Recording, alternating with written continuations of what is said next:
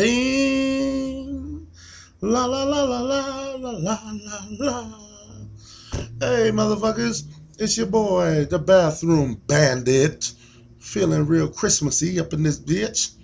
Um, I'm gonna give y'all postcard, which is this right here. I'm not giving you gifts. I might give a second prize or third prize gift. Get your money back. Get your little something for coming in second. But I'm not giving you no first place gift. I'm Scrooge when it comes to first place. That's my shit. Listen, we got two matchups this week. Um, First matchup we're gonna talk about. Hey, I switch it up by the way. I usually do it after Thursday games, but I'm gonna do it before a Thursday game just to switch it up a little bit. It's the playoffs, it's the conference finals. It's a special thing, man. So we'll do it before the game on Thursday. I'm gonna start with Munching on Bunching versus Royal Oak. Let me tell you, man, Royal Oak, you are a 23-point underdog, man. They favor Munching on Bunching to blow your ass out. I'm gonna tell you, man, your brother Larry beat Munching on Bunching. Week 13, fucked up his perfect season. You know what? You outdid Larry last week. You beat him in the playoffs. Can you outdo your brother and beat Munching on Bunching? Can you do it? I don't know. I don't know. So far, Larry Luigi's the only guy that could do it. I don't know if you could do it, David. CBS said you can't. We'll see. Quarterbacks, Palmer versus Brady. I think it's even, man. Palmer and Brady are easily the 1 and 2 quarterback in the whole league this year. And they probably two of the oldest guys in the league also, man. These old fellas are putting in work. I think it's even. You know, I like Brady, Tommy Terrific, Tommy Touchdown. That's my dog. But Carson Palmer versus Philly ain't no slouch either.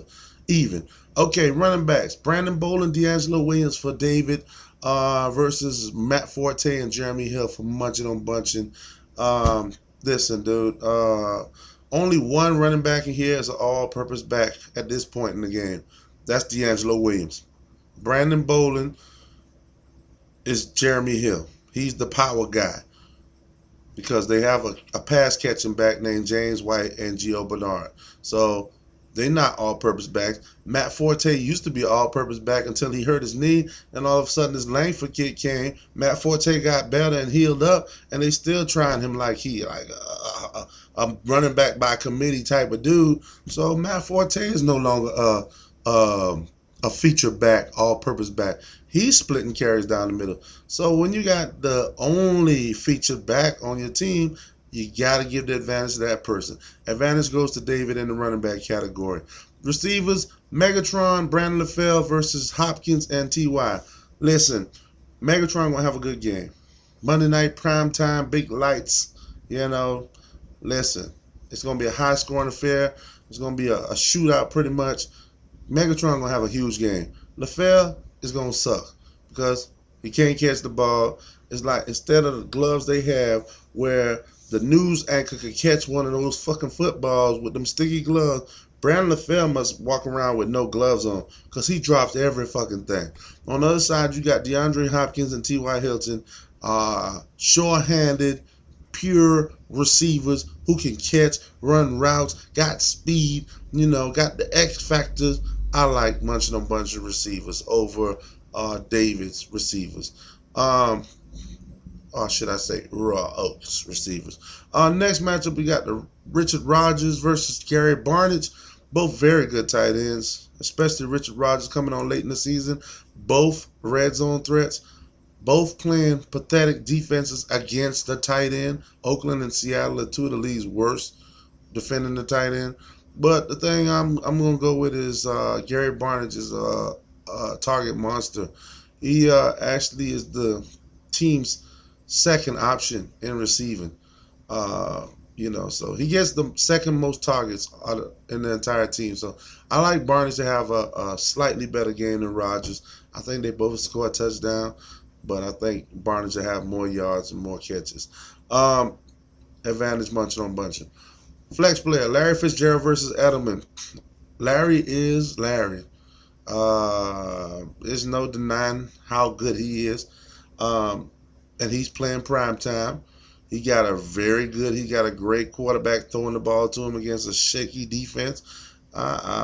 Edelman is coming off an injury. I don't even know if he's playing or not, but if he is, I don't trust him. I like Fitzgerald easily. Raw Oak, you have the advantage in the flex.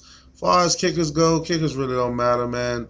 A field goal is the only thing that matters when it comes to kickers is their accuracy, and both of these guys are pretty accurate. So McManus, Koskowski, I give Gostkowski a slight edge just because, but it's pretty even. And defenses, pretty even. You got the Chiefs who playing for something. You got the Seahawks who playing for something, and they both playing shitty offenses.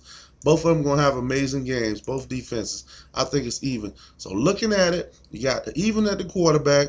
You got the running backs going to Raw Oak. You got the receivers going to munching on bunching. Tight end going to munching on bunching. Flex going to Raw Oak, and of course the kickers and the defenses are pretty much even. I don't think this is a 23 point win for munching on bunching. I actually believe that Raw Oak could win this. And I don't know, man. That flex player, I think, is going to play the difference. That flex position is going to make a huge difference. And I think that Raw Oak pulls this out against Munching on Bunching and advance to the Super Bowl. Next matchup, you got Team Nice versus me, the Bathroom Bandit. CBS says that Team Nice will win. Well, fuck you, CBS. I don't agree with you. But anyways, here we go. Drew Brees, Monday night prime time versus Detroit. He's going to throw a lot of passes, have a lot of yards, and he will have the advantage over Alex Smith. Even though Alex Smith might not put up the yards, he'll still get rushing yards, and he's still a very, very safe quarterback. So he won't turn the ball over a shitload of times. His completion percentage is going to be pretty high, so he should get a lot of completions. But I still like Drew Brees a little better.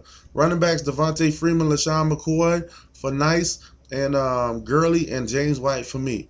Here's the thing. James White, X Factor. But based on non-X factors, I give the advantage to Freeman and McCoy. Just because they the big names, you know. McCoy's playing a pretty good fucking Washington run offense, though. Run defense. They don't let you run the ball that much on them. But anyways, I got Gurley playing tonight. So we're going to see what Gurley's doing. He is listed as probable, so he will be playing against those Bucks. And James White is the X factor. If Belichick decides to use him, remember, there's no Blunt, there is no Deion Lewis. So if Belichick decides to use James White, he is the X factor, and he will make the difference in this whole matchup. Period. But I like your running backs a little better. All right, receivers. Odell Beckham is going to be playing Josh Norman. Josh Norman, lock him down, shut him down, keep him out of the end zone, keep him from catching the ball. Odell Beckham might get 50 yards in that game. Tyler Lockett should have a good game against Cleveland, who's banged up and just pretty bad in general. On the other side, you got Julio Jones and Brandon Marshall. Brandon Marshall is pound for pound, as far as age goes, the best receiver in the game. No receiver at his age is doing it like this, man. Man is awesome. Top 5 easily. I like my receivers, Julio and Marshall. Tight end, you got Jordan Reed, Team Nice. I have Vernon Davis. Of course, I got to give it to my man, Jordan Reed. Jordan Reed is a beast. We always knew he was going to be if he could just stay healthy. And so far this year, other than 2 games, he's been pretty healthy. Vernon Davis coming along, but you just don't know what his role is. I think Jordan Reed got the advantage. Team Nice. David Johnson versus Antonio Brown. Listen, David Johnson's going to have a good game. Don't get me wrong. But Antonio Brown is Antonio Brown. And I never give David Johnson an advantage over Antonio Brown. Sorry. Advantage me. Kickers, like I said, it's all even. And the Patriots defense versus Tennessee and the Jets defense versus Dallas, I think that's pretty even too. So you have the advantage in quarterbacks. You have the advantage in running backs. I have the advantage in receivers. You have the advantage in tight end. I have the advantage in the flex. And the kicker and the defense are pretty even. All in all, man, even though CBS says you'll win, I predict me to win. Damn it. So guess what? I'm going to see you motherfuckers on Tuesday. And I'm going to let y'all know what happened. By then, everybody going to know anyways. I predict it's going to be Raw Oak versus the Bandits in the Super Bowl. Bandits run this bitch.